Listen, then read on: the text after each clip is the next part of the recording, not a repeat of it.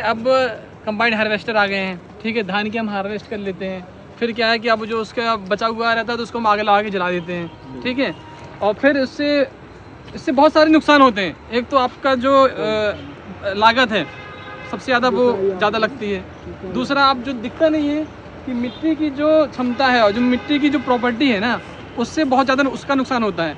कि नीचे आप देखेंगे उसका हार्ड पेन, उसमें एक लेयर डेवलप हो जाती है, वो मोटी डेवलप होती है, ठीक है। उससे क्या है कि पानी वगैरह और जो भी है ना वो बह जाते हैं, लीचिंग आउट हो जाते हैं। एक्चुअल में हमारे यहाँ जलाते नहीं है। हाँ, क्या करते हैं मतलब ऐसे जो है उसको मतलब हैरो मिट्टी ना में मिला देते हैं, हैरो जो तय वाले हैरो है उनसे काट देते हैं, उसको पलट देते हैं, ठीक है। फिर भी रह जाता है तो रूटावेटर चल रहे हैं। रोटावेटर चलते हैं। आप एक चीज ये बताइए, करने से रूटावेटर पहले कितना बार जो मशीन को चलाते हो?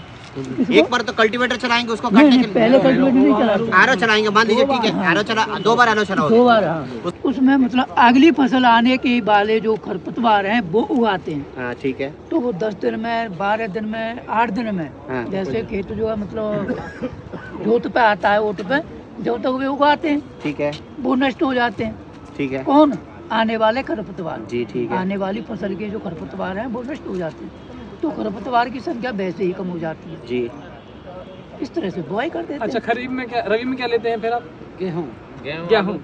देखिए इसमें क्या है कि आप जो कह रहे हैं, यदि आपके पास समय है खरीफ और रबी के बीच में, ठीक है, आपके पास में आपकी मशीन है, आपके पास लागत लगाने की क्षमता है, तो कोई दिक्कत नहीं, ठीक है। ये पद्धति वहाँ के लिए है, जैसे कि पंजाब हरियाणा में बहुत ज़्यादा समस्या थी, वहाँ पर समय कम था।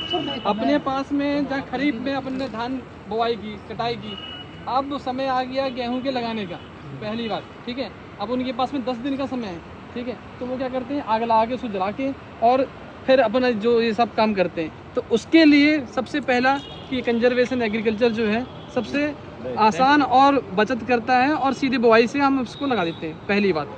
दूसरी क्या है कि आजकल जैसे अब क्लाइमेट चेंज हो रहा है, ठीक है, और क्लाइमेट चेंज के साथ जो कॉस्ट ऑफ कल्टीवेशन, जो हमारी लागत है ना, वो ज़्यादा हो रही है, ठीक है। वीड शिफ्ट हो रहा है, क्लाइमेट चेंज के कारण वीड फ्लोरा शिफ्ट होते जा रहा है, ठीक है। और जैसे जैसे हम जितने ज़्यादा टिलेज कर रहे हैं, जो आप कह रहे हैं ना कि हम 2 बार 3 बार करेंगे, तो उससे हमको वो दिखता नहीं है। हमारी जो मिट्टी है, मिट्टी की जो स्ट्रक्चर है ना, वो ख़राब हो रही है, ठीक है।